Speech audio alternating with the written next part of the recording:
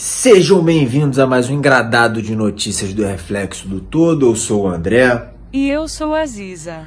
Vamos começar com uma notícia aqui do Bolsonaro. Como é que o Bolsonaro tá? Tá dando escândalo, né? Tá desesperado, sabe que vai perder as eleições, provavelmente. A gente não pode dizer que o jogo tá ganho, mas ao que tudo indica, vai perder. E isso tá deixando ele com os nervos à flor da pele. Escandalosa, dando chilique, como nós vemos aqui nessa matéria do Metrópolis. Aos berros, Bolsonaro afirma que eleições podem ser conturbadas. O presidente fez um discurso exaltado, com gritos e palavrões, na abertura da 36ª edição da APAS Show, em São Paulo. Se a gente se entregar, vocês, empresários, vão levar 50 anos ou mais para voltar à situação que está hoje em dia. Não sou fodão, não, mas creio que já dei provas mais que suficientes a todos que a gente tem que conduzir com pulso firme o destino do Brasil, disse Bolsonaro durante o evento. O chefe do Executivo Federal ainda voltou a questionar a segurança e a legalidade das eleições de outubro.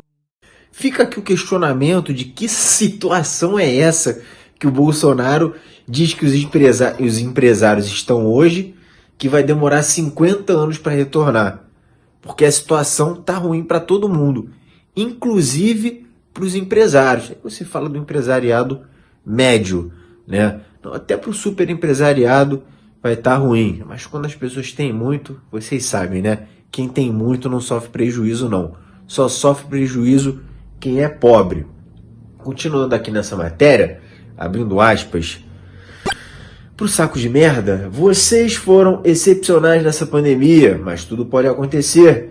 Poderemos ter outra crise, poderemos ter eleições conturbadas. Imagine acabarmos as eleições e parar para um lado ou para o outro a suspeição de que elas não foram limpas. Não queremos isso. Gente, é óbvio que é isso que o Bolsonaro quer, ele mente descaradamente, correto? Quem coloca dúvidas em cima das eleições é o Bolsonaro, isso desde 2020, no início da pandemia, em 2020 não, 2019 não, gente, desculpa, 2020. No início da pandemia, 2020, Bolsonaro estava nos Estados Unidos, em Miami, com uma comitiva, inclusive essa comitiva que trouxe os primeiros casos de Covid para o Brasil, já tinham tido 1, 2, 3 casos, mas vários casos ao mesmo tempo. Foi a comitiva do Bolsonaro que foi lá nos Estados Unidos. E lá nos Estados Unidos, nessa comitiva, em março de 2020, Bolsonaro disse que tinha provas de que as eleições foram fraudadas. Disse com todas as letras. Tem vídeo do Bolsonaro dizendo isso. Ele nunca apresentou essas provas. Então, quem coloca em xeque o nosso sistema eleitoral a todo tempo é o Bolsonaro. O que ele quer com isso? Desestabilizar as nossas instituições e tentar um golpe de Estado. Não é mais uma questão de se Bolsonaro vai tentar um golpe de Estado. Ele está tentando um golpe de Estado. Já tentou de diversas maneiras. Não é uma questão de, se o Bolsonaro perder, talvez ele tente um golpe de Estado. Não é. Se Bolsonaro perder, ele vai tentar um golpe de Estado. A questão derivada disso também é interessante. E quando o Bolsonaro tentar um golpe, o que faremos? Prosseguindo aqui, na próxima matéria, também é derivado aqui desse mesmo assunto, nesse mesmo evento, onde o Bolsonaro deu esse escândalo. Ele também, como é que eu posso dizer? Peixe morre pela boca e vacilão pelo nariz, já ouviram isso? Fala demais, se atrapalha. Ele expôs ali qual é o medo real dele. Mais um título de matéria aqui do Metrópolis. Por Deus que está no céu, eu nunca serei preso. Diz Bolsonaro ali durante o discurso em Feira de Alimentos, o presidente ainda afirmou que se sente um prisioneiro no Palácio da Alvorada. Ai, tadinho do Bolsonaro. Se sente um preso no Palácio da Alvorada. Lá, com 1 milhão de empregados para você, tudo do bom e do melhor, comendo picanha de R$ 300. Dando passeio de jet ski. Você se sente um prisioneiro. Bolsonaro, abandona essa porra então, caralho. Tá esperando o quê, meu filho? Ninguém te quer nessa cadeira, não. Só quem te quer é meia dúzia, 30% de brasileiros que são loucos da cabeça e quem tá ganhando com o teu governo. E vai sair do governo e vai ser preso. É isso, todo mundo sabe disso. Prosseguindo aqui, vamos falar agora do Flávio Bolsonaro, mas antes da gente prosseguir, vou solicitar que você deixe vários comentários ali nos comentários. É receita de bolo, é emoji, fora Bolsonaro, qualquer coisa. Deixa lá vários comentários, fortalece o engajamento do vídeo. O canal, porra, respirou, voltou a sobreviver aqui, deu uma... Só porque vocês fizeram isso. É o melhor engajamento que vocês podem me dar. Curte também ali, né, no joinha. Aciona o sininho, tem vídeo todo dia, vai ficar sabendo com o sininho acionado. Quem não se inscreveu, vai ali e se inscreve. Prosseguindo aqui na matéria da Exame, sobre o Flávio Bolsonaro, eu já tinha falado disso aqui em outras oportunidades, mas agora realmente foi para aquele desfecho que eu já havia citado. Tá aqui, ó. Denúncia por rachadinhas contra Flávio Bolsonaro é arquivada. Órgão especial do Tribunal de Justiça do Rio de Janeiro atendeu o pedido do Ministério Público do Estado por unanimidade. Decisão não impede a abertura de nova investigação. Galera, essa decisão do Ministério Público do Rio de Janeiro foi para pegar o que já estava feito ali, que estava capenga, várias provas foram anuladas, embrulhar, jogar fora e começar do zero. É positivo, eu considero positivo, porque vai andar, o mandato do Bolsonaro já está no fim, estamos torcendo muito para que ele não seja reeleito, é o que acreditamos que vai acontecer, é o que estamos lutando para que aconteça. Em o Bolsonaro fora do governo, vai ser muito mais fácil dessas coisas andarem, porque a gente sabe que ele não tem nenhum pudor de usar a máquina pública em benefício próprio e em benefício dos seus aliados e da sua família, inclusive a ABIN, Agência Brasileira de Inteligência, já foi utilizada para gerar relatórios para a defesa de Flávio Bolsonaro. E no corpo da matéria, o Tribunal de Justiça do Rio de Janeiro decidiu arquivar nesta quinta-feira a denúncia contra o senador Flávio Bolsonaro por suspeita de rachadinhas na época em que era deputado estadual. A decisão atendeu por unanimidade o pedido do Ministério Público do Rio, por meio do Procurador-Geral de Justiça, Luciano Matos, e é consequência da anulação de provas do Superior Tribunal de Justiça, que embasaram a acusação. Em nota, a defesa do senador entende que o caso está enterrado. Não está nada enterrado. O Ministério Público do Rio de Janeiro já sinalizou que vai pedir a produção de provas, as provas que foram anuladas. Ele vai pedir novamente que essas provas sejam produzidas, porque elas são relatórios fiscais. Então, esses relatórios fiscais, você pede quebra de sigilo, a partir dessas quebras de sigilo, você obtém esses relatórios, e é assim que vai acontecer. Claro, se não tiver nenhum bolsonarista alucinado no meio desse caminho para intervir em favor da família do crime. Nesse caso, teremos que esperar mais. Continuando aqui, saindo do Brasil, indo para o mundo, falando de Copa do Mundo, vai rolar em dezembro a Copa do Mundo, se não me engano, né? Não sei a data específica, mas chamou a atenção aqui porque pouca gente está falando do local onde vai ser a Copa do Mundo. Vai ser no Catar. O Catar é um local altamente segregacionista, inclusive as obras para a Copa do Mundo já mataram milhares de operários. Essa é a Copa... Essa Copa já tá pingando sangue antes de acontecer. Eu sou totalmente contra a realização dessa Copa do Mundo do Catar. Vai chegar na hora ali, a gente acompanha os jogos e torce, mas a gente não deixa de ter opinião por causa disso. Tá aqui no Metrópolis. Copa do Mundo do Catar. Gays são recusados em hotéis do país. Nação do Oriente Médio sediará maior evento de futebol do mundo em novembro. Aí, aqui no corpo da matéria, eles explicam como que foi obtido, como é que eu posso dizer, essa informação, como é que eles chegaram a essa conclusão, que é meio óbvia, né? Porque no país tem uma lei que torna a homossexualidade crime. Corpo da matéria. Jornalistas noruegueses fizeram um experimento para saber como gays seriam acolhidos no país que cedia o maior evento de futebol do mundo entre 21 de novembro e 18 de dezembro. Tá aí a data que eu não sabia. Tá aqui na matéria, gente. Nos ajudou já. Segundo a agência de notícias local, NRK, os repórteres deixaram claro que eram homossexuais ao tentar efetuar reservas em dezenas de hotéis no Catar. Abrindo aspas. Obrigado por sua pergunta, mas infelizmente temos que informá-lo que não podemos lhe dar um quarto devido à política do hotel. Caso haja algo mais, não hesite em entrar em contato com os melhores votos. Fecha aspas.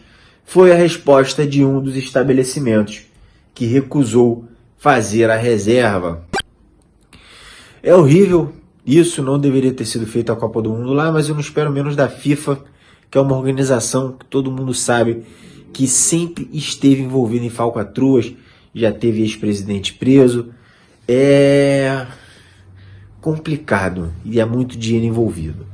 Continuando. Prisão para gays. O artigo 296 da lei promulgada em 2004 prevê pena de prisão de 1 a 3 anos para gays. Lésbicas não são penalizadas. Há relatos de estrangeiros condenados a chibatadas, mas o mais comum é que a legislação seja aplicada mais contra os nativos. No entanto, turistas gays não estão livres de estupros e extorsões praticados pela polícia, que pode também exigir que habitantes gays sejam denunciados pelos visitantes. É um cenário horrível. Nenhum país do mundo deveria participar de uma Copa do Mundo nesse local. Se fosse um país com um governo de esquerda, nossa, o mundo estaria caindo. Não seria realizado uma Copa do Mundo lá. Imagina se fosse em Cuba. Imagina se fosse na Coreia do Norte. Os hotéis estivessem se recusando a receber gays durante uma Copa do Mundo. O que estariam falando? Que é tudo culpa da esquerda, do comunismo e do Jorge Soros e do Stalin e do Lenin e do Marx. Todo mundo junto batido no liquidificador. Mas os problemas dos países capitalistas de direita, nenhum deles são culpa do governo. E também vale botar um pininho ali para a gente prestar atenção, que essa lei é de 2004, muito recente. Às vezes a gente tem a impressão que, não, esses países têm essas leis porque elas vêm lá de 1600 e bolinha. Não, 2004 a lei. Prosseguindo aqui, continuando nas notícias internacionais, o Estadão, Turquia diz que não aprovará a entrada de Suécia e Finlândia na OTAN. Entenda por que isso importa. Importa, aqui vou dando a minha opinião, que não vou colocar o fechamento dessa questão deles aqui, vou dar o meu. Importa porque a entrada desses países na OTAN vai acirrar ainda mais, vai subir a temperatura ali no Oriente Médio, vai acirrar os ânimos. E no Oriente Médio e no leste europeu, principalmente. Porque a Rússia já falou que para se esses países entrarem na OTAN, falou mais especificamente da Finlândia, para eles seria uma declaração de guerra. Qual o interesse que essas pessoas têm em ficar entrando em guerra com outros países? Fica o questionamento. Que benefícios são esses que a OTAN oferece, que faz os países quererem tanto aderir, a ponto de colocar seus cidadãos em risco? Porque no caso da Ucrânia, o presidente Volodymyr Zelensky levou esse negócio e outras coisas, mas essa questão da OTAN foi o estopim, a última gota d'água, levou essa questão tão à frente, deu tanta importância para isso, que agora nós vemos o que está acontecendo na Ucrânia.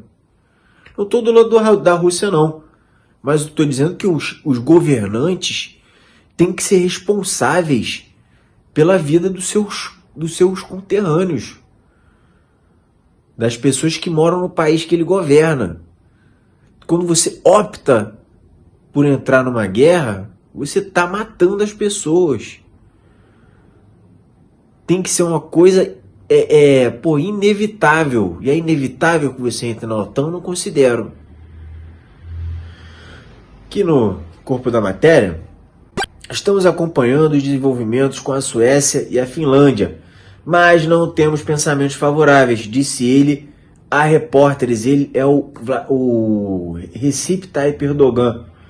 Suécia e Finlândia podem se solicitar formalmente a adesão do grupo já essa semana, mas a Turquia não disse que vetaria a adesão dos países e no domingo seu ministro das Relações Exteriores estabeleceu várias condições para seu apoio, incluindo que as nações nórdicas encerrem o que ele chamou de apoio a organizações terroristas em seus países, bem como proibições de exportações para a Turquia.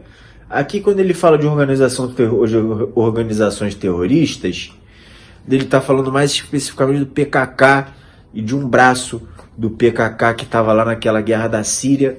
Os Estados Unidos e esses países nórdicos apoiaram militarmente o PKK, aquela treta que teve lá na Síria, e é uma organização que tem treta com a Turquia também, que a Turquia considera uma organização terrorista.